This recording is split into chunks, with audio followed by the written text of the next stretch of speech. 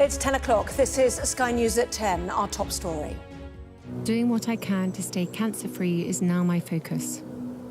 Although I have finished chemotherapy, my path to healing and full recovery is long. The Princess of Wales on her complex and scary journey through cancer, celebrating life, love and her family in a moving video released today. Also tonight, why Sir Keir Starmer's not forestalling over plans to scrap winter fuel payments for most pensioners, despite anger inside and outside his party. Adding fuel to the fire, the communities living in fear after reporting antisocial behaviour, but not seeing any result. The victims of a war the world appears to ignore. We see rare video evidence of a massacre in Sudan. A convicted serial killer of children and the campaigners who doubt that verdict, the backdrop to the public inquiry into Lucy Letby's crimes. And breaking news in the last few moments, James Earl Jones, the voice of Darth Vader and much else besides, has died at the age of 93. And we'll take a first look at tomorrow's front pages. That's in our press preview from 10:30 right through to midnight.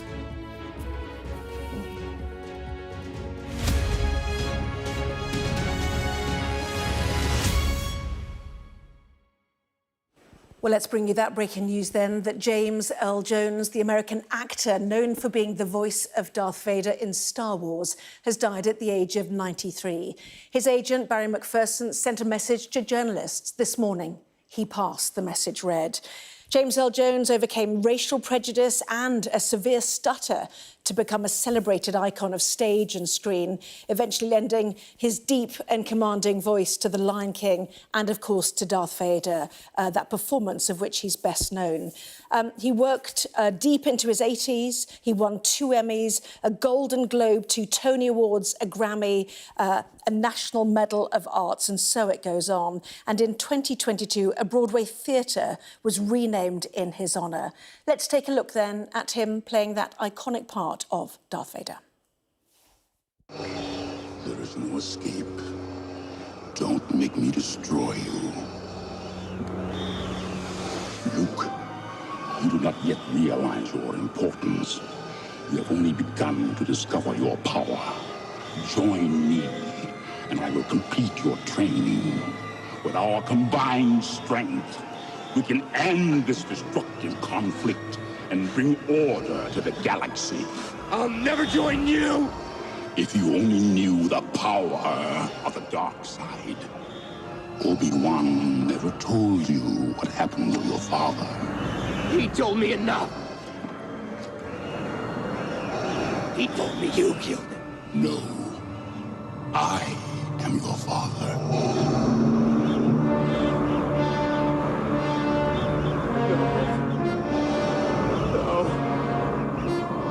Not true. That's impossible. Search your feelings. You know it to be true.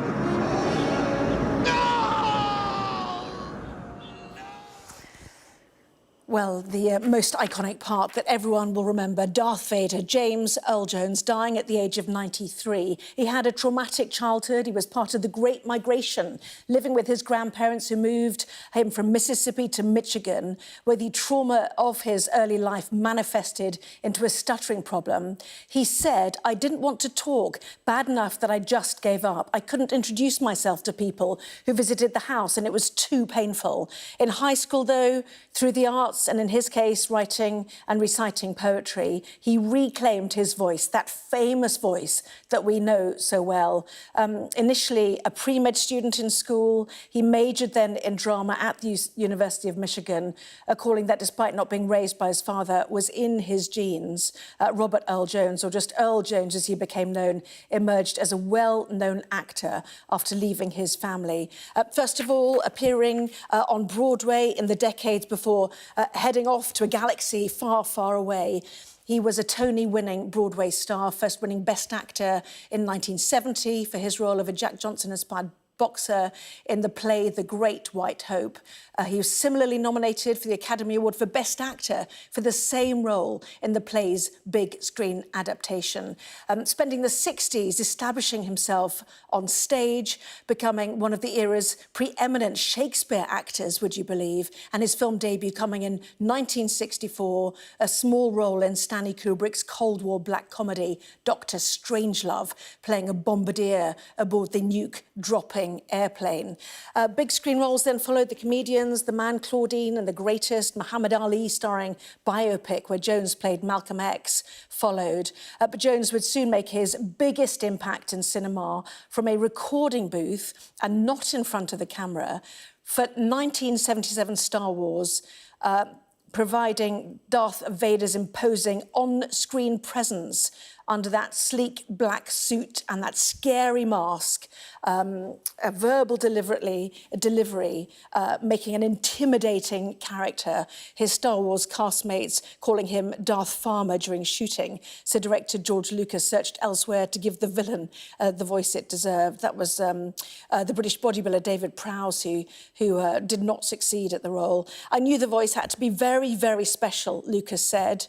In 2015. It was a tough choice, but in the end, it was a really easy choice. It was really a choice between Orson Welles and James Earl Jones. James Earl Jones won hands down. He created, with very little dialogue, Lucas said, one of the greatest villains that ever lived. James Earl Jones, the voice of Darth Vader, and as I said, much more besides, dying at the age of 93. That simple statement from his agent this morning, he passed. Well, it is just under 6 months since the Princess of Wales revealed she had cancer in an emotional, personal video. Tonight, in another emotional message filmed with her husband and children this time, she confirms she has finished a course of chemotherapy and says she is doing what she can to stay cancer-free. She also signalled her return to public life, though suggested public engagements may be few in the months to come. Well, first tonight, our royal correspondent Rhiannon Mills has this report. As the summer comes to an end, I cannot tell you what a relief it is to have finally completed my chemotherapy treatment. In the most personal of videos, the princess welcomes us into what is usually their private place of sanctuary, as they were filmed near their home in Norfolk. To navigate the stormy waters and road unknown. The cancer journey is complex, scary and unpredictable for everyone, especially those closest to you. With humility, it also brings you face to face with your own vulnerabilities in a way you've never considered before. And with that, a new perspective on everything. Is this filming? Hello? Hello? This time has above all reminded William and me to reflect and be grateful for the simple yet important things in life, which so many of us often take for granted, of simply loving and being loved.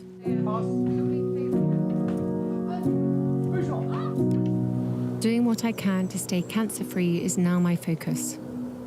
Although I have finished chemotherapy, my path to healing and full recovery is long, and I must continue to take each day as it comes.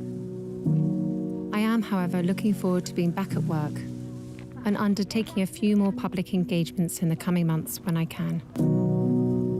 Despite all that's gone before, I enter this new phase of recovery with a renewed sense of hope and appreciation of life.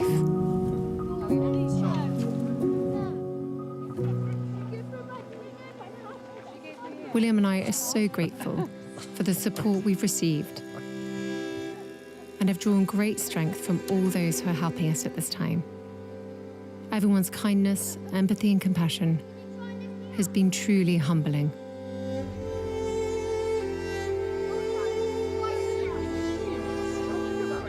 To all those who are continuing their own cancer journey, I remain with you, side by side, hand in hand. Out of darkness can come light, so let that light shine bright.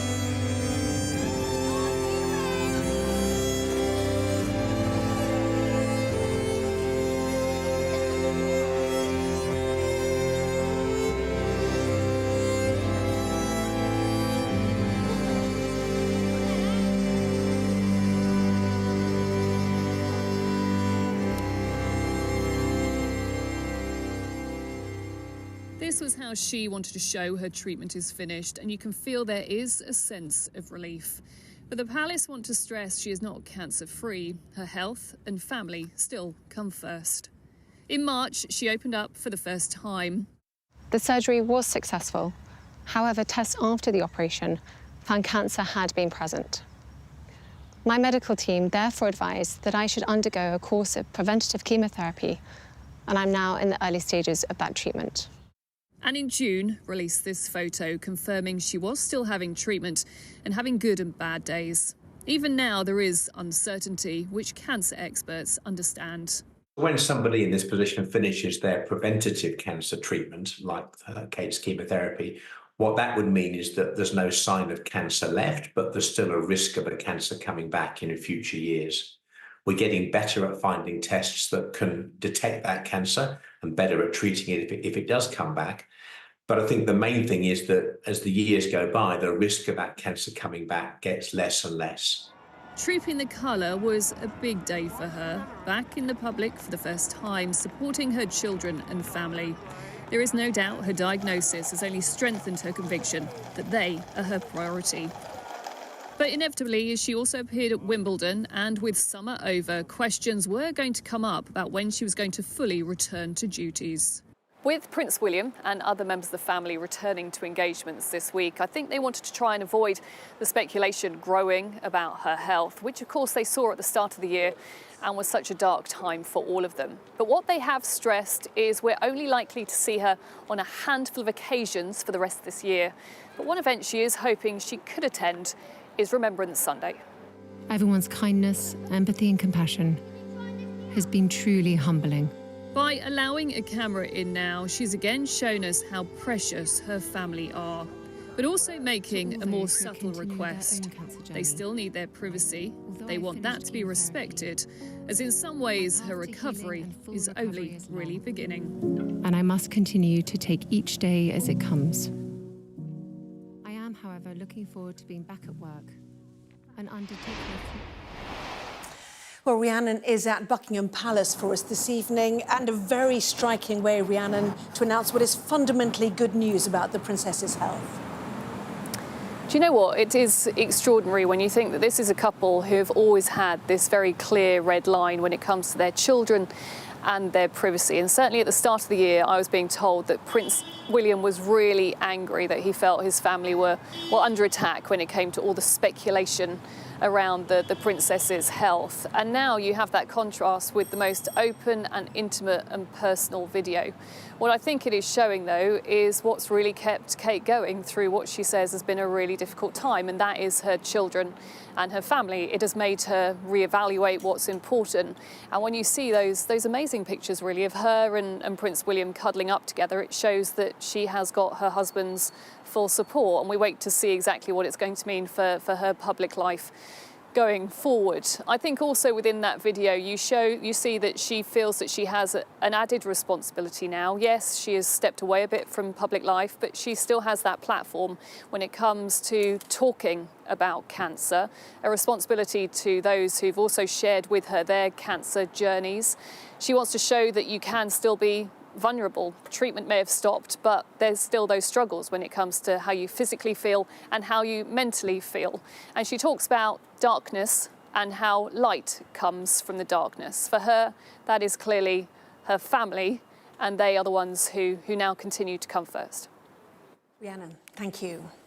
And a little later in Sky News at 10, we'll be looking at who filmed the royal video and just how widely the palace will be hoping it is seen. Now, a voter we spoke to in Shoreham on the south coast of England may have voiced the unspoken thoughts of many Labour MPs today. Sir Keir Starmer's decision to means test winter fuel payments for pensioners was, she said, politically insane. Perhaps the most powerful trades union leader told Sky News Tonight the decision was totally and utterly wrong.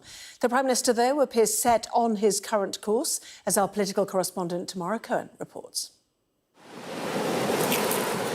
If there was much of a honeymoon for Keir Starmer, it's coming to a chilly end, with a backlash against the government's decision to withdraw winter fuel payments from most pensioners. Here in Shoreham, where voters recently switched from the Conservatives to Labour, there was anger. It's politically insane. to make your very first announcement that you're taking money away from pensioners, many of whom are already struggling. I think the old people have worked for it. They now deserve to sort of relax and live on their money, and that's the first thing he's pounced on. Today we've got a number of strands to that which we can explore. The Prime Minister has insisted the government will press ahead, despite fierce criticism from MPs and charities. Cabinet ministers argue the savings are necessary. Ahead of the budget, there will be more difficult spending decisions, but it's a terrible economic situation that we've inherited, and we're really, really angry about that. There's no two ways about it, but that's the context that we've inherited, and the previous government was spending money like it was going out of fashion. Union bosses, who will shortly see the Prime Minister at their conference, are piling on the pressure for him to change course. Keir Starmer and Rachel Reeves have choices to make. They have made the wrong choice here. If you taxed the richest 1% more, just 1% more, you'd get £25 billion. We're a rich country. We should not be pitting workers against pensioners in the way that we are. There's a vote on it in Parliament tomorrow, which the new government will easily win. But dozens of Labour MPs could refuse to vote for it in a challenge to Keir Starmer's authority. I won't be voting for scrapping the winter fuel payments without any proper mitigation in place, and I know many of my colleagues feel the same. Some of those have already indicated that they'll be abstaining on the vote tomorrow, and I'm sure some will vote, but will find that incredibly difficult because they know that they need that mitigation to keep their constituents safe. Here in Parliament, the Chancellor Rachel Reeves has been meeting with Labour MPs, many of them reading their emails from constituents and getting worried. She said it was a difficult decision to remove the payments from 10 million pensioners and that she wasn't immune to the arguments against it. But she said that the worst affected would get extra support. The government have promised the state pension will go up next year by enough to cover the loss. But that's cold comfort to many braced to lose out this winter. Well, Tamara is in Downing Street for us tonight. So, Tamara, the message is that the government won't back down despite seemingly burning political capital over this.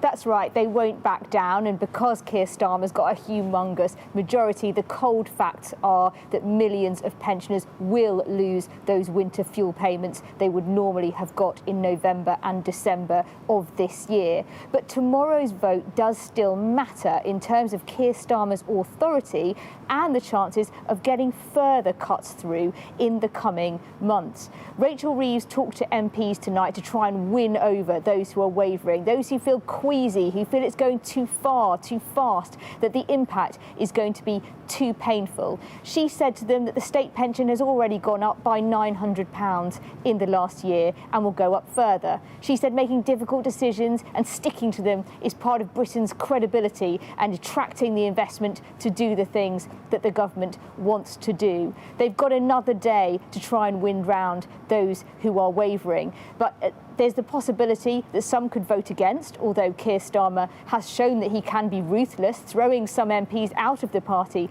earlier in the summer for voting against a benefits measure, or they could abstain, not vote at all. And in the building behind me, they are keen to keep those numbers low because there are further cuts to come, and the Prime Minister needs to know his MPs have got the stomach for them. Busy day ahead tomorrow. Tamara, thank you. Sky News has seen evidence of a massacre which took place in Sudan, the site of perhaps the world's deadliest current conflict. War broke out between government forces and militia groups in the capital, Khartoum, last year. Almost 13 million people have been forced to flee their homes, while more than 25.5 million are experiencing acute hunger. Well, the rebels, known as Rapid Support Forces, who now control the capital, originated as an Arab tribal militia in the Darfur region.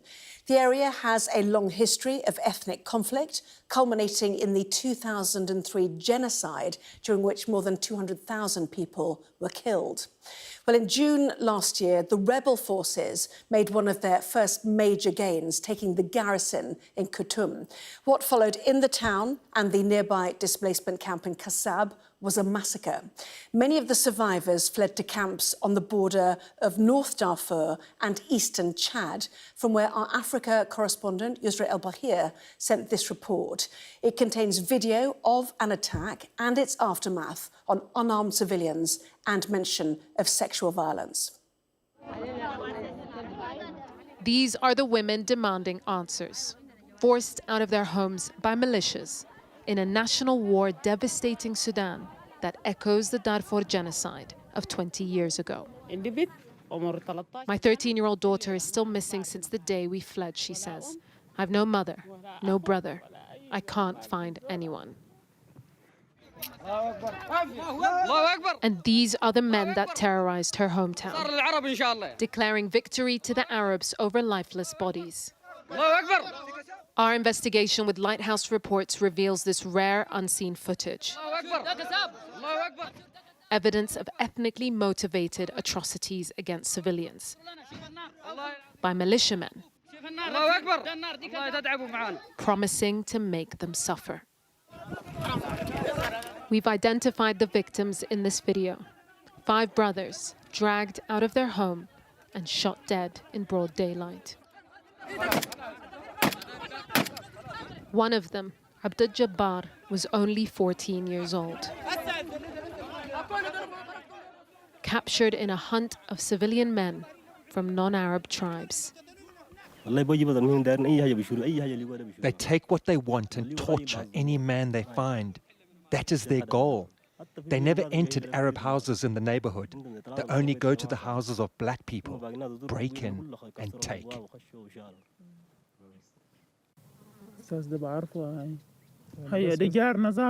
That's our neighbor, she says. He was walking to the well right next to his house. Then they shot and killed him. She says the attack was led by the Rapid Support Forces, the RSF, an Arab tribal militia turned paramilitary group waging a war against Sudan's army. We woke up to the sound of bullets, lots of bullets. Suddenly the Arabs entered the town and started killing people in the streets. Safia's husband was an army soldier killed in the battle, but civilian men in her family were targeted too.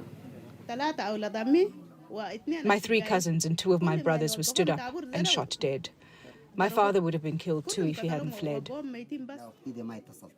Residents say they'd never seen anything like it, even compared to the 2003 conflict in Darfur, designated as genocide. This time, these guys conquer the army, and then they come for the civilians.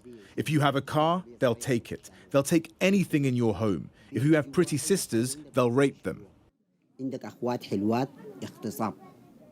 Thousands of survivors are scattered in these camps, longing to return home and reunite with their families. Relatively safe, but still reeling from the day they were hunted door by door. Yusra El-Bagher, Sky News, Eastern Chad. Well, the commander of the Sudan Armed Forces, Abdel Fattah al-Burhan, did not deny the allegations detailed in this report and told Sky News the sons of Arab tribes pull out from the barracks because they are bought with money or on the grounds of racism. While the RSF has not replied to Sky News directly, it has told the Washington Post, though, our partners in this investigation, that the ethnic dimensions of the conflict had been overblown and exploited to manipulate the Western media, and people in Khartoum from different tribes were now living together peacefully, overseen by an RSF commander from the African Fur tribe.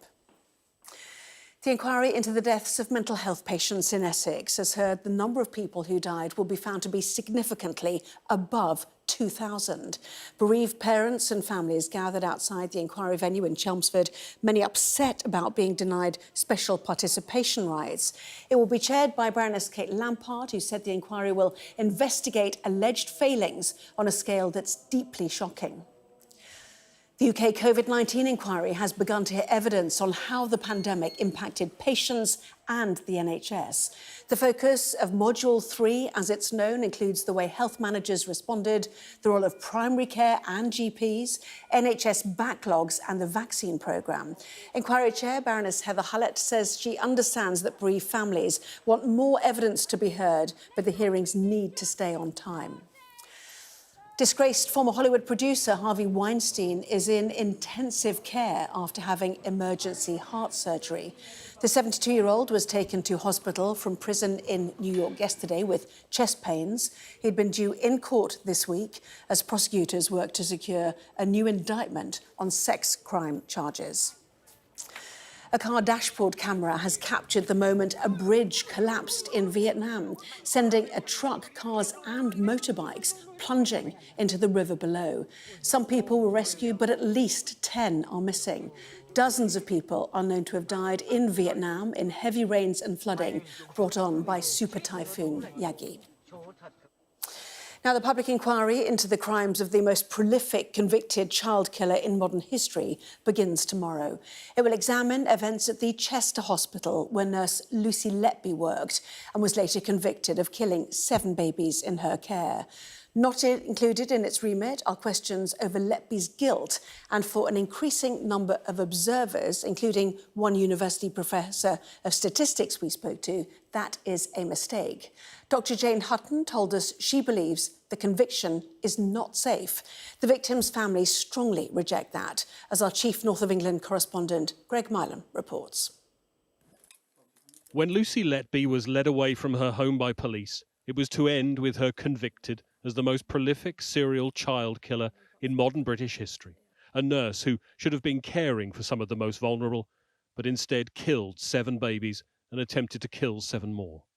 How she was able to carry out those crimes at the Countess of Chester Hospital will be the focus of the inquiry. Letby has always maintained her innocence, but juries at 2 trials found her guilty, and judges rejected her application to appeal. The inquiry will not revisit any of that. Throughout both of Lucy Letby's trials and ever since, there's been a huge amount of commentary, especially online, among those who believe in her guilt and those who question some of the key evidence presented in court and whether, in fact, she should have been found not guilty. And a group of leading experts on things like medical data, among them Professor Jane Hutton, say questions in particular about the use of statistical evidence in the trial risk the inquiry missing other potential causes of child deaths. They want the inquiry broadened or postponed. I am of the opinion that the conviction is not safe because of the number of statistical problems I've seen and because other specialists from other areas have voiced similar concerns from the basis of their own professions. The concern is that by taking the conviction as safe and therefore focusing only on Lucy Letby, that the reasons for the increase in the number of deaths and collapses will not be fully explored, and therefore there may be lessons that could be learnt that will not be learnt. But the families of the babies who died, who will be among the first to give evidence, have dismissed those concerns. I think the facts are really clear. She has been convicted of these crimes. She has exhausted the appeals process. Those that have been privy to the full remit of evidence, that includes the families, the jurors, and the judges in the Court of Appeal, have all maintained her guilt. Anything outside of that, those that haven't seen or read or heard the entirety of the evidence, it's merely speculation. The inquiry chair, Lady Justice Thirlwell, said her aim is to ensure no one else suffers as those families have. No motive has ever been put forward for the crimes Lucy Letby was convicted of. The families of those babies left without answers. This inquiry, it's hoped, will at least provide some. Greg Milam, Sky News. Let's return to that breaking news we brought you at the start of the show. The voice of Darth Vader has died at the age of 93. James Earl Jones just had reaction, in fact, from Mark Hamill, Luke Skywalker, of course, in the Star Wars franchise. His message there, as you can see on X, is R.I.P. Dad at the death of the voice of Darth Vader. Let's just remind ourselves about that iconic way he sounded. He told me you killed him. No. I am your father.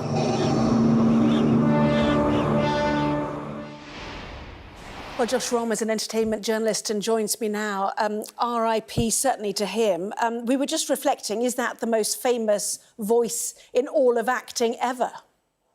I definitely think it's one of the most famous voices in all of acting ever. And let's not forget as well, it's not just Star Wars that he was famous for. Of course, many people would be very much familiar with his work, of course, with Disney. He was the voice of Mufasa in The Lion King in 1994. This was a role he then went on to reprise in the live action version in 2019.